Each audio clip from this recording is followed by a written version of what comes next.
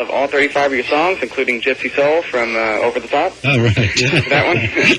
Well, I had a question for you. You know, like I said, I love all your music, and I really couldn't understand why. You know, how come the albums, you know, Astra didn't really fare as well as, you know, the first one, which I'm sure was platinum, multi-platinum. What would you attribute that to? And Alpha. Basically, this is Carl speaking. Hi. Hey, Carl. Hi, Carl. Hi. We didn't really promote it. That was the problem as a band. We didn't go and work. We didn't tour. And I think for that reason, you didn't get to sort of hear a lot about the product. Yeah, that's going to happen. Oh, great. Thanks for...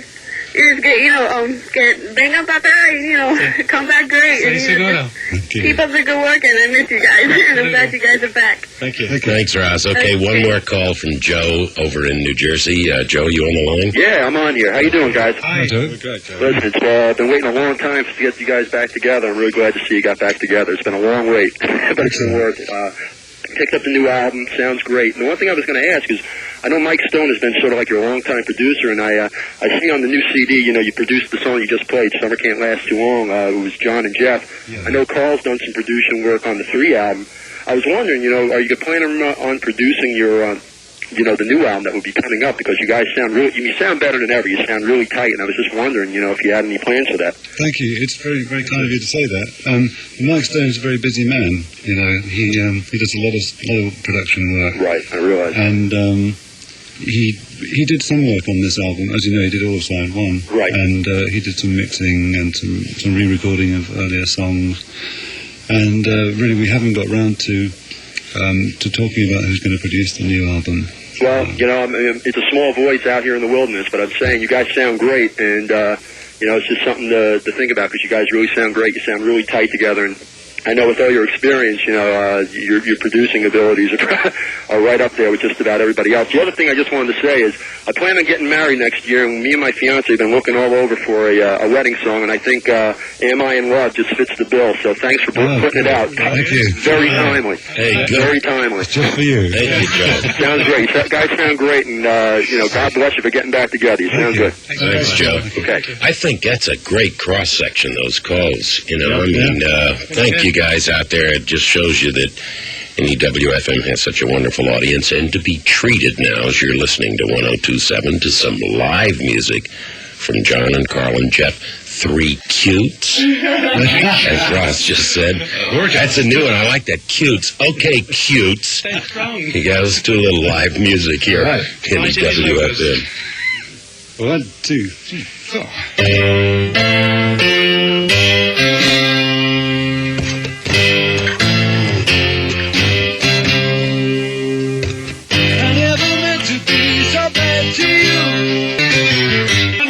How you doing? Now we got Andy. We'll get Vinny back, maybe. Oh, hi, guys. Hi, Andy. Great album. Thank you. What are your musical influences? Oh, it depends where I am, you know what time of day it is. Right now I'm into Scott Mooney. I guess you guys, because you did come from such different backgrounds, in a way, to find yourself together, that would be interesting. But each one of you must have a number of influences back when you were young lads, like Monahan. Well, that song, Voice of America, actually was influenced by the Beach Boys, funnily enough. By God Only Knows. When that song came out, it just blew my head off completely. And I must have been about 16 at the time. And that was the first time I'd heard music like that. You know, we'd been through the Beatles and the Stones in England, but we'd never heard anything like that.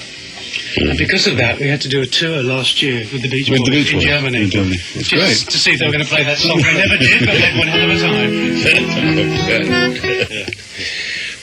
Our guests in the studio live, of course, at 102.7 NEWFM Asia.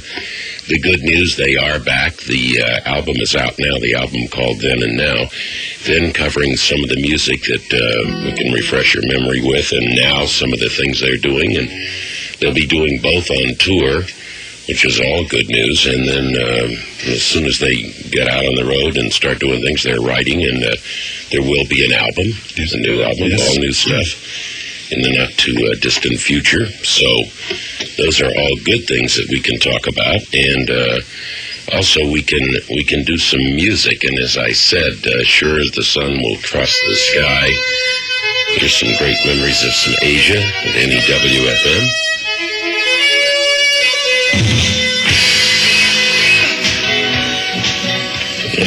Only time will tell. Asia here with us at 102.7 WNEW FM, and Steve Reggie's here to tell us about some traffic problems out there, Steve. Okay, Scott, glad to hear that Asia is getting back together, one of the great groups of the 80s. One of the nice things about being here at NEW FM is to meet guys like John Wetton, Carl Palmer, and Geoff Downes, and having known some of the background of things they did before, and when a group like Asia comes together and has the success they did for the 80s, here we are with the great promise of the 90s that Asia is back together again, guys. It really is true. Back to life.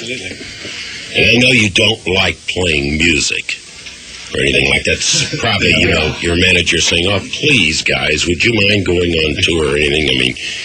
We're ready. October, Scott, that's the story there, I think. As soon as we can. Rocktober. Yeah, well, we've got to go to Japan. Rocktober. Yeah. October with Asia. We've got to go to Japan first. Do a little bit over there. We're going to do some television in Europe, and hopefully we're going to be kicking off. I think we really missed the live side of it. Yeah, we've got to do it. We did a lot of studio work, and I think if you don't keep that balance of live and studio work in the right sort of level, it's very frustrating for the musician. Basically, we miss the Holiday Inns, those thin towels, and those plastic cups that cut your lip. We miss all of that. Paper towels. Yeah, paper the vending machine on every floor. We miss all of that, the beds that sag in the middle. We miss it.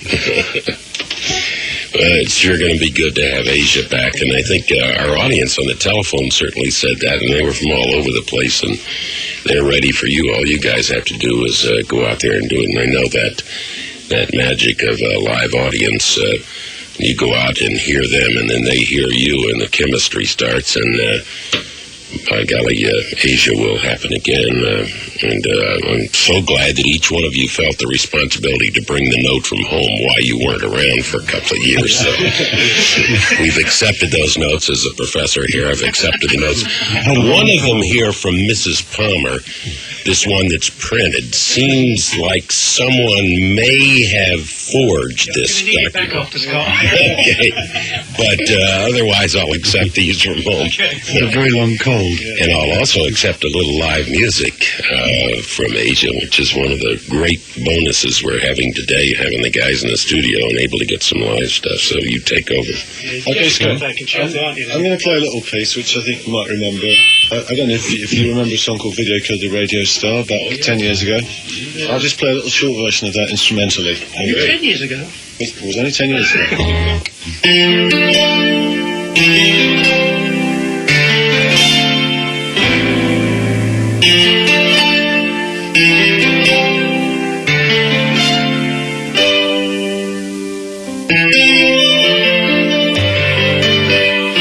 Well, the question, did it happen? Did video kill the radio star? I don't think there's any substitute for music, really. You're right. One of the things, video and television and movies, there's so much graphic stuff too. A picture is so powerful in many ways, but when you're alone, and whether it's, in your apartment or your home or in the car, there's something about the music. And, you don't need the pictures, you can make your own, right? Yeah, I think that's important. I remember John Anderson, the guy with the voice of Yes, that interesting voice. He said he was sitting in the back of a car on the Autobahn in Germany, and was very young, but he was very into music, and all of a sudden he said, I heard on the radio the most unusual song I had ever heard, and he said, I just froze. And he heard Eleanor Rigby, which is really kind of frightening if you'd never heard it before, because it's not your normal song either, and how you really got interested after that. And your sound, of course, is unique. As a matter of fact, Jim, in a moment, we'll return and have some more conversation with our special guests of Asia, 102.7 NEW FM. Music and some of the music in then and now. And so I think until you come around in late fall, folks will have to turn to the CD and go get it and listen to it and say, okay, we're going to wait till they come in because they promised Scott and us that they're going to come here on tour. That's right. Oh, yeah. So we'll hold you to that. Yeah. And the fact that the notes have arrived from home.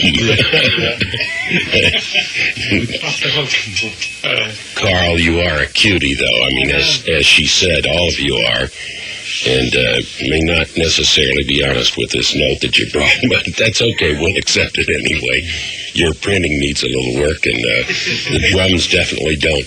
This session, Jim, by the way, would you say that drum kit that Carl had over there for the live stuff is compared to what he usually has with him? Oh, it parallels what he uses at places like the Garden, sure. Yeah, sure. We really did some... I mean, usually you're hidden behind this massive kit, and we found this little 14-inch snare for you. So you see, well, Scott didn't move his equipment out, so I had to reduce. Lucky you didn't bring the gongs in there. Jeff, one of the phone call people asked about all the equipment, and that is true because of advances in electronics and so forth. But you said you got it down to the size of a fridge, a big fridge, though, right? Fridge. And a freezer. And a freezer on the side, right?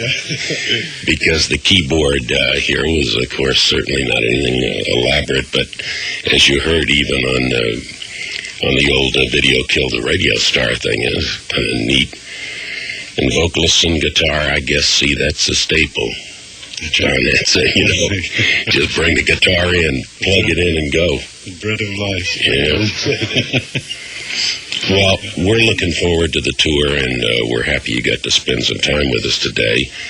And I appreciate it, and we'll thank the Geffen folks and all that for getting you guys together, and say hello to Pat for us. He's not British, is he? No, he's American. He lives here in New York City, but originally from the Bay Area in California.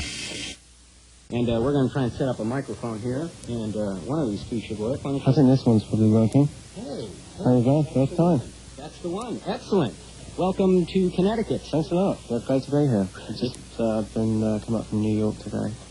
Spent the day in New York. I understand some of your ladies are in. Your manager called us yesterday and said, we can't find them anywhere. The ladies are out at Bloomingdale's. That's right, yeah. Shopping madness, but there you go. Said your whole tour should just about take care of the shopping. Yeah, I think so. We're basing ourselves around shopping, you know.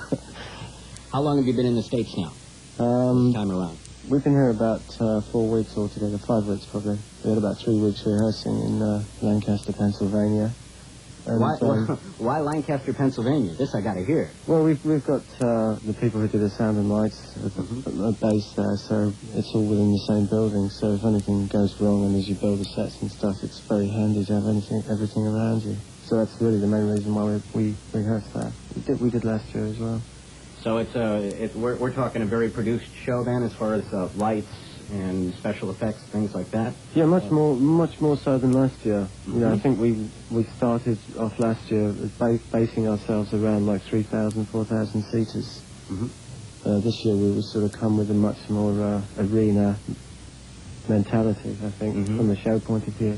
As I remember, you played Wolsey Hall last year. That's right, yeah, which is that's about 2,000, isn't it? Right, yeah. A nice little intimate place. Great place to play. We just about grabbed you and brought you in the door here. Maybe we can set you up with a chair. Would you like something? No, I'm fine. I like to stand. You know, I stand throughout the show anyway, so I do too. You can't sit down. You get wired. You got to do what you do.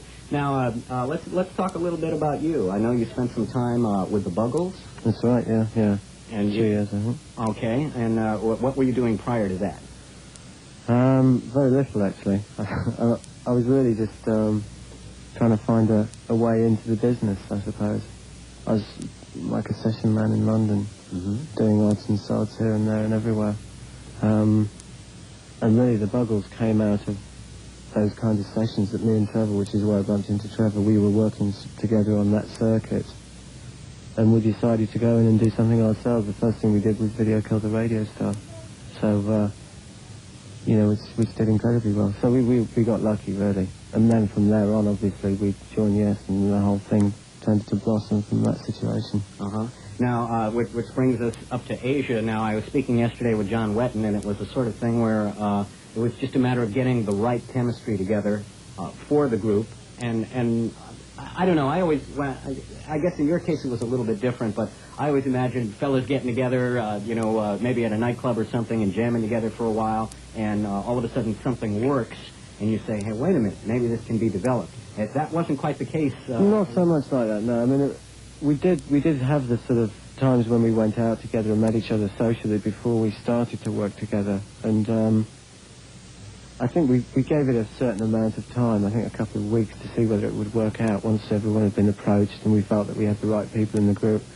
And it was, I think, after that sort of 2-week period where we all felt, this is going to work, you know, let's give it a real shot.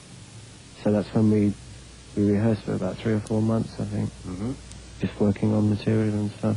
How much material did you have for the first album? We had probably about 3 songs in excess of what we recorded off the album. Mm-hmm. One of the songs actually went onto this album, but went through radical changes. Which track was that? There was a track called Midnight Sun. Okay. So, I mean, basically it was, you know, the whole thing came out of a rehearsal situation, I think, rather than I'm going to get up on stage and jam with Red Logs, you know. Mm-hmm. And it's also, it's more than music involved here. You're also talking about people chemistry. Yeah, I think when you've got, I mean, particularly from my point of view, because I really had the least pedigree of any of them, you know, I think when you get people who've had such incredible careers already as like Steve, Carl and John, you know, you would imagine that kind of working with those kind of people would be difficult because, you know, you're dealing with people who are very set in their ways, who've maybe got, you know, monster egos and stuff through having been in big bands. It really wasn't like that in this situation. It was like everybody felt really fresh, but it was like a new band rehearsing, you know, like a young bunch of teenagers getting a band together. So you get pumped up and fired up over Yeah. Was it a lot different than, say, working with Yes? Yeah, I think everybody in the group had much more of a you know, it was a do-or-die situation, really. It was like backs to the wall. We really felt that we had something strong, and we felt that we had to really persevere. I think groups like Yes, particularly in the latter stages, used to rely to a certain degree on the reputation, and, you know, it would be going in and let's make another album. I think our first album, we felt particularly strongly about everything, and we followed it through so intensely, right up to the time when it came out. I understand a lot of the later Yes material was on tape, too, on the concert tour. Can you sort of clear that up? Because you were there, you would know a lot of the keyboard effects and so forth. Yeah, when they went on stage, they used to use quite a few effects. Mm-hmm. This group doesn't use any at all. I'm sure it's a complete 4-piece entity. What you hear is what you hear us doing. You know, there's no tricks or anything like that. We have a copy of Alpha here, and I'm always interested to hear what people's favorite tracks are. Yeah. If you were playing disc jockey right now, what would you want to hear from the album? And maybe you could tell us a little bit about the track and why. I think if I wanted to hear it, I'd want to hear Never in a Million Years, because it's the third track on the first side. Right. I'll get that ready. Keep talking. I think probably because it's favourite to John and also Carl. Because when the album came out a couple of weeks ago, it was like the one track that people weren't really playing from the radio stations, which surprised us in a way, because we felt that it had, you know, a lot going for it. But, you know, the song particularly. Okay, we're going to play it. 99 Rock WPLR. We are currently speaking with Geoff Downes, who's going to take a break for news. After the track, we'll come back. Currently in the middle of a tour. They're playing the New Haven Coliseum tonight. It is the place to be, without question. A couple of things I wanted to ask you. I know you have to leave in just a couple of minutes. About the tour itself. How long is the tour, and where do you go from here? It's a pretty long tour, actually. I think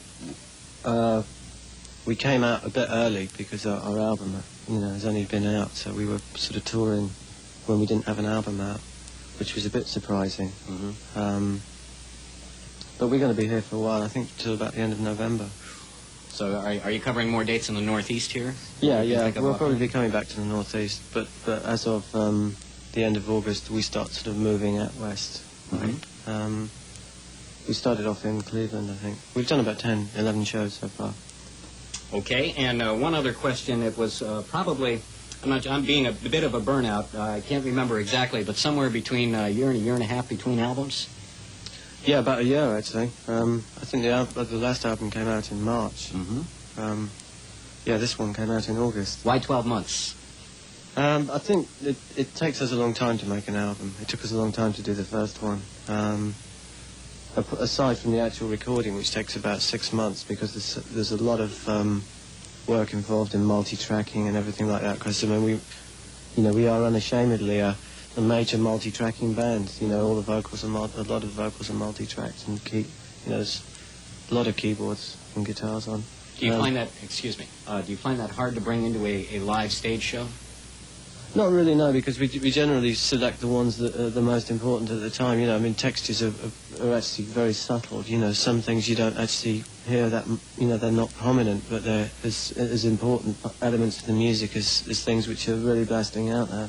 So it's not, it's not through the difficulty playing it live is not really as great as you would imagine, because the music does come from the 4 people in the band, and when we're up there on stage, it's not that difficult to convey what you did on the record. Okay, and finally, we want to go back to the first album here, and I'd love to know what your favorite track off that one is. I know you have to go, probably ready for a sound check now. Yeah. But before you slide out the door, I'd love to play your favorite song off the first album. Could you tell us what that is? Yeah, my favorite track off the first album, I think, is probably Wildest Dreams, mainly because it's the one that is the most probably surprising in terms of the album. It doesn't follow the normal formats of most songs, and it's got sort of instrumental passages and stuff in it, which is nice. So it gives us a whole different slant, I think. Why is that? Was there just a different state of mind when you were in the studio? Here, you can have this. Not really, no. It was actually when we were rehearsing it was probably one of the weakest tracks we had before we started getting in the studio and doing it. But once we got in the studio, it started to take on a whole new shape, and different ideas came out. And of course, lyrically, it's quite different from a lot of the tracks that we've done, which are based mainly around love stories and stuff. This one is much more of a direct war protest song, really, I suppose. Are you rolling any tape on this concert? In other words, can we expect a live album in the next 12 months? We do have plans at some stage to do some taping, but I think, at the moment it's probably early days for a live album. I think we'd like to get in, do another studio album, and then maybe review the situation then. But I mean, it's always good to, tape at least 1 or 2 shows properly with a 24-track machine. So you have your own machine that you're sort of... Well, we probably would do, yeah. I mean, we did one in Wembley when we played it back in England at the end of the year. We did a multi-track recording in a bus. So they're the sort of things you do. You keep them lying around, and then eventually, you think, let's have a live album, and you think, oh yeah, we were in, Tokyo in 1983. You pick a track from there, and you were in Wembley in '82, and you can put it together like that. Thank you for stopping by the station, Geoff. Okay, yeah, thanks a lot. We'll leave you with your favorite track from the first album. See you tonight. Okay, yes. we'll do. From 99 Rock WPLR, More of Asia.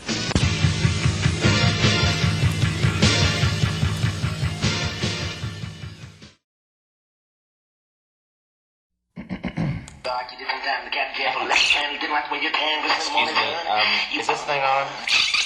Yeah. Excuse me. You're welcome. Guitar up. 1, Turn 2, that guitar 3. up.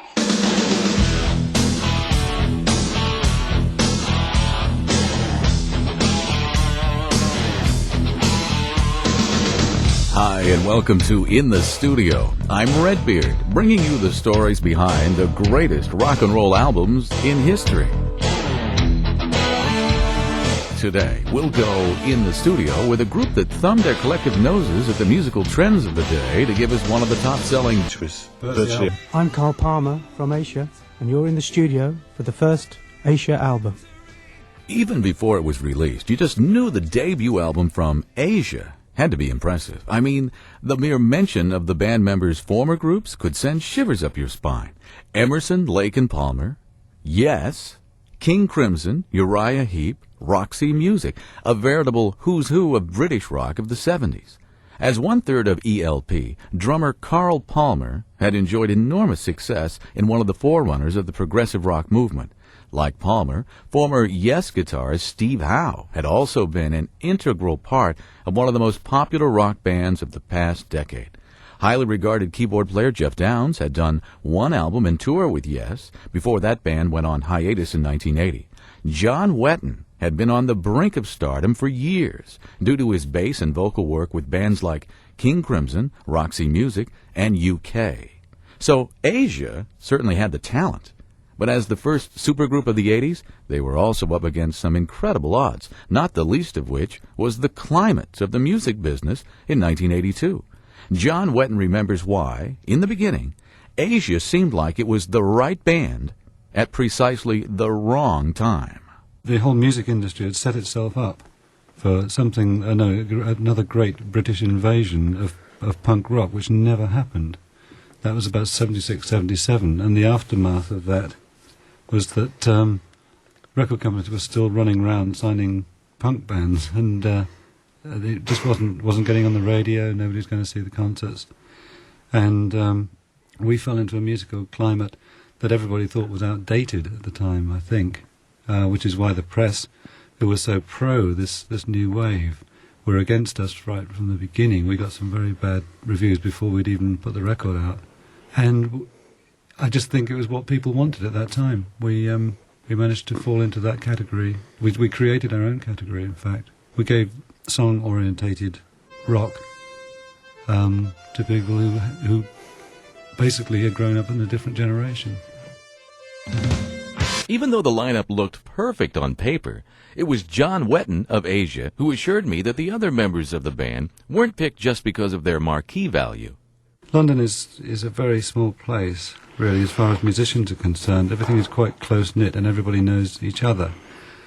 And because of what had happened in the previous 12 to 18 months, that is the contact that had been made between Carl and myself, and having met with Geoff, it was really not down to choosing off a shortlist. It was there were very few people that one wanted to work with at that time, and if it coincided, which it did, that those people were available and wanted to do it. It wasn't like recruitment. It was coming together, each one for the common cause of being in a group that everybody wanted to be in. Brian Lane, her manager at the time, had made a few suggestions which hadn't worked, and people came through the rehearsal room door and tried out when the four of us were actually there as a nucleus, and when they left, we just felt that they were invading something that was already actually a group. After the demise of Emerson, Lake and Palmer nearly 3 years earlier, drummer Carl Palmer felt that Asia would provide him with the perfect opportunity to scale things down just a bit. The frame of mind that I was in, I was hoping that I would enter into a situation which was a song-orientated band rather than any long conceptual pieces, because I'd been playing that for a 9-year period. So when we started to play, the material obviously was perfect for me, for my way of thinking at the time. So the impression was it could have been very good or it could have been very bad. It turned out to be very good. And you know what it's like, you can have great musicians all together, but if they don't play good material, then it's really not going to be interesting. If you have great musicians and great material, you do have something special. And Geoff Downes also thought Asia offered just the right blend of 70s art rock with the more song-oriented music of the day. I was always a big admirer and a big fan of what were sort of loosely termed the British art rock bands. But I think as music developed through the 70s, the emphasis on song was almost became less and less, and I think that's one of the reasons why quite a lot of them actually, the popularity of them waned towards the end of the 70s, because there wasn't that emphasis on the vocals. I mean, they were also competing with a lot of the jazz rock stuff that was coming out of America in the mid-70s, the sort of Herbie Hancock, Chick Corea thing, which was very sort of musician-based movement.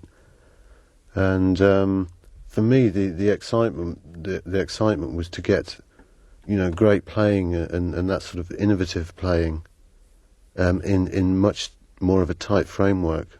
And I think that's what we all felt with Asia, and I think that's what we achieved to an extent. But make no mistake about it, just because they were looking to cut back on the lengthy progressive pieces they'd all been used to, Asia was not necessarily taking the easy way out. Here's Carl Palmer.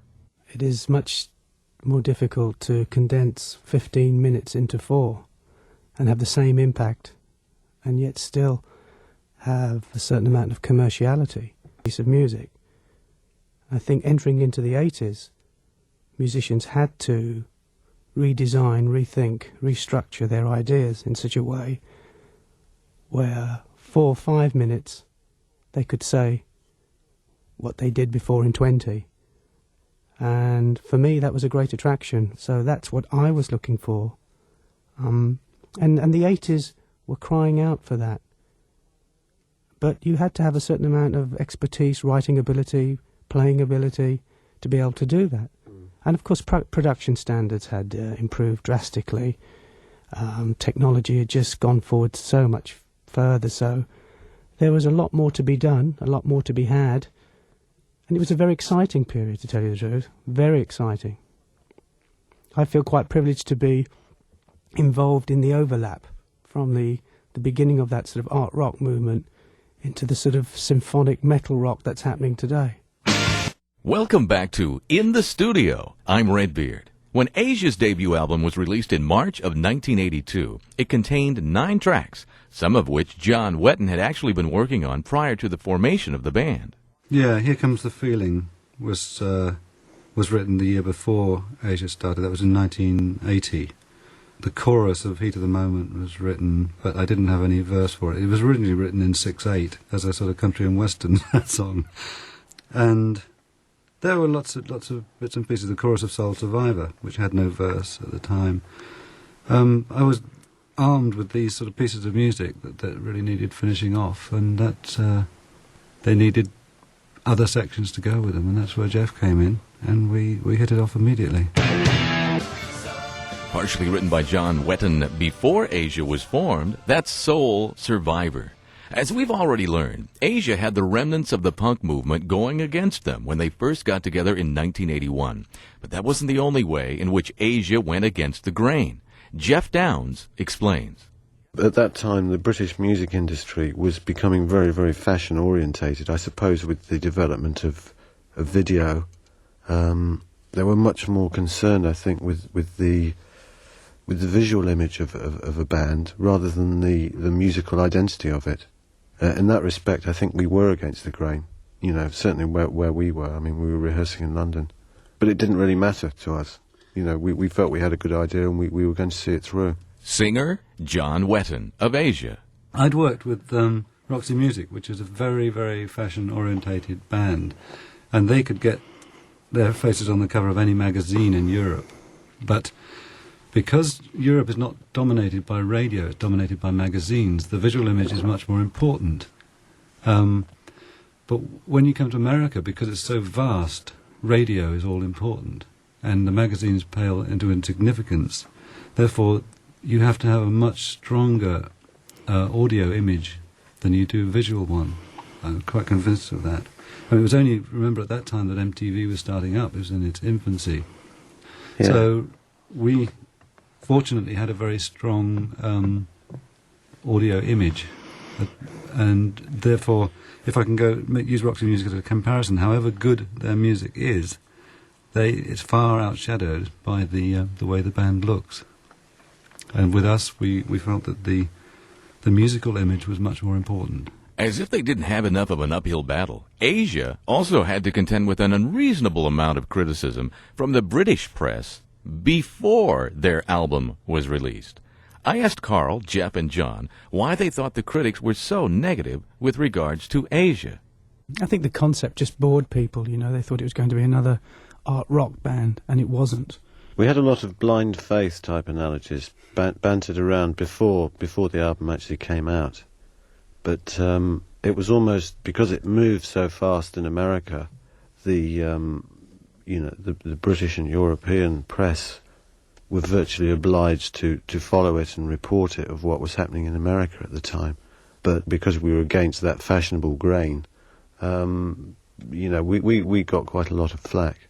But I mean, it didn't really didn't really matter that much because by that time we were moving so fast in America. I think most of the reviews at the time, if I remember rightly, spent about, if you read them, 3/4 of the review was saying why it shouldn't work and what a dreadful concept it was.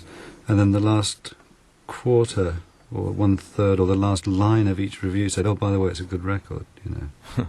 According to Palmer, Downes, and Wetton, even their past successes weren't enough to help them in the eyes of the unmerciful British press.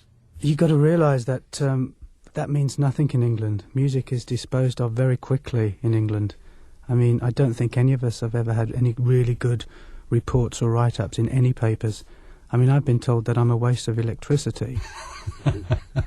And he plays an acoustic instrument. Well, we do have to put microphones over drums, gentlemen, for those of us who have not been to many concerts. No, but I mean, the English press, they're just, it's just the environment musically in general in England is just so fast. It's like the fast food in this country. I mean, one year you've got Boy George, the next minute you've got Bros, and the following year you've not heard of either of them. So, also, you have to remember, that success in any form in Britain is frowned upon. Absolutely. And it does not just confined to the music industry. It's any kind of success is just not done. So you're not allowed to be successful in Britain. I'm Carl Palmer from Asia, and you're in the studio for the first Asia album. Thanks, Carl. By now we know that in spite of all the odds, Asia's debut album was a phenomenal commercial success. Not only did it sell over 3 million copies here in the United States, but it also held the #1 spot on the album charts for 9 weeks in the spring and summer of '82. That's amazing. Geoff Downes, Carl Palmer, and John Wetton remember how the album just seemed to take off like a bullet upon release. It came in on Billboard at 28 in the first week of release, which was incredibly high. Yeah, the acceptance was just fantastic here. So the following week it moved up to 10, so in 2 weeks of its release it was inside the top 10 on Billboard, which was virtually unheard of. That was the album, yeah. The single had started going in the tip sheets before then, and then we saw that all 4 of the main sort of viable songs on the album were being played. That was Heat of the Moment, Any Time Will Tell, Soul Survivor, and Wildest Dreams, if I remember rightly. So those were all well away before the album came out.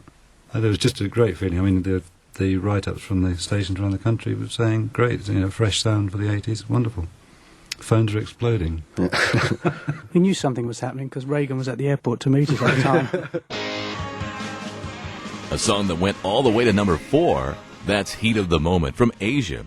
When they hit the road for their first tour of the U.S., a lot of people were surprised by the small size of the venues they were playing. Considering the immense popularity of the first Asia album, they could have been playing arenas rather than theaters. Keyboardist Geoff Downes of Asia explains. Actually, we already had the tour booked about 5 or 6 months prior to actually going into America. And, we were very keen to do the whole trip, the live work and the album as well.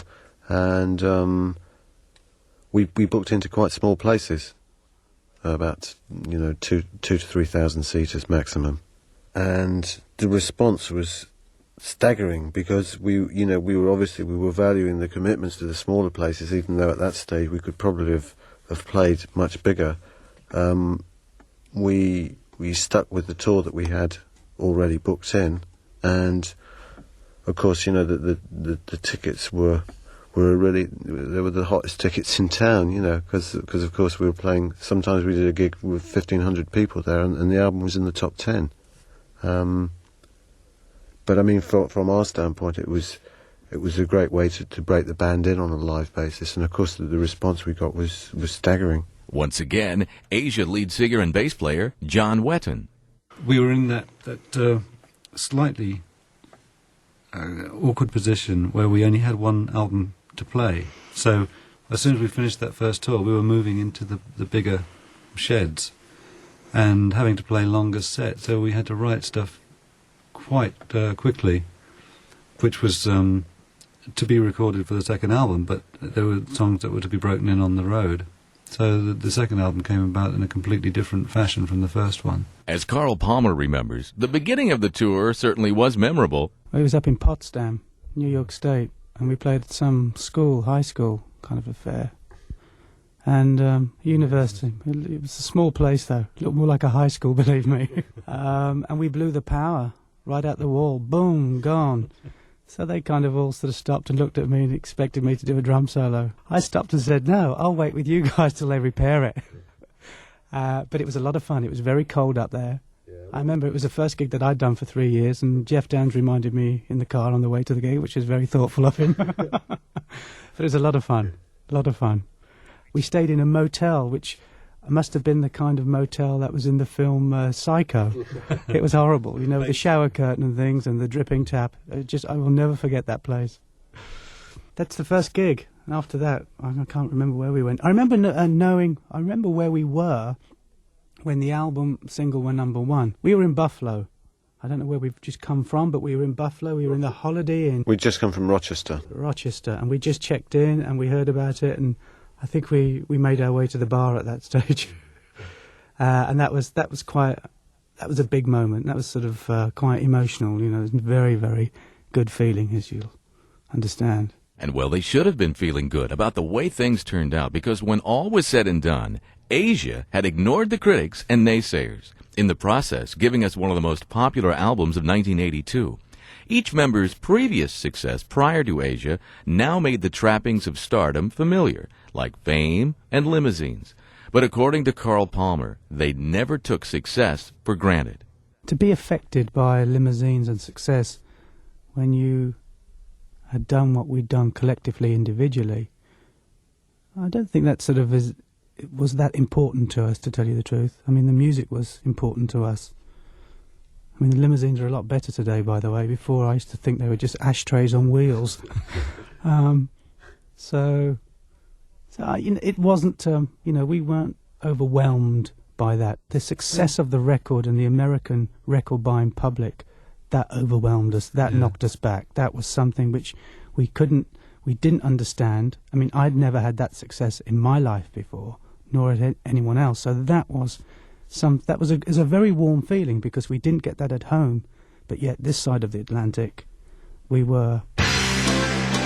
I played you one of those brand new Asia tracks earlier. Carl Palmer, Geoff Downes and John Wetton are officially reunited, and now Carl's going to tell Sally Stratton the story of how they came back. Records, and they mentioned to me that it would be something we should consider, and then I just called around and said to John, what are you doing? And he was about to do a solo deal, but for some unknown reason he didn't go through with it.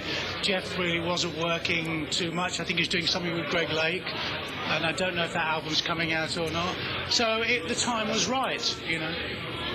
So, is it sort of going to happen for the future now? I mean, is Asia a permanent thing?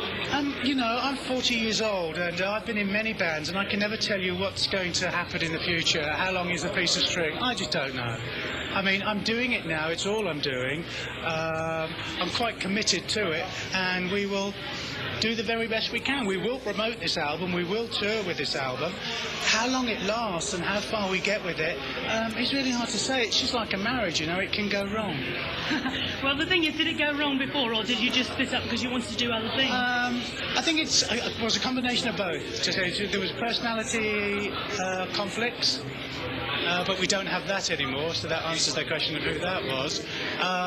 There were personal problems. We had nearly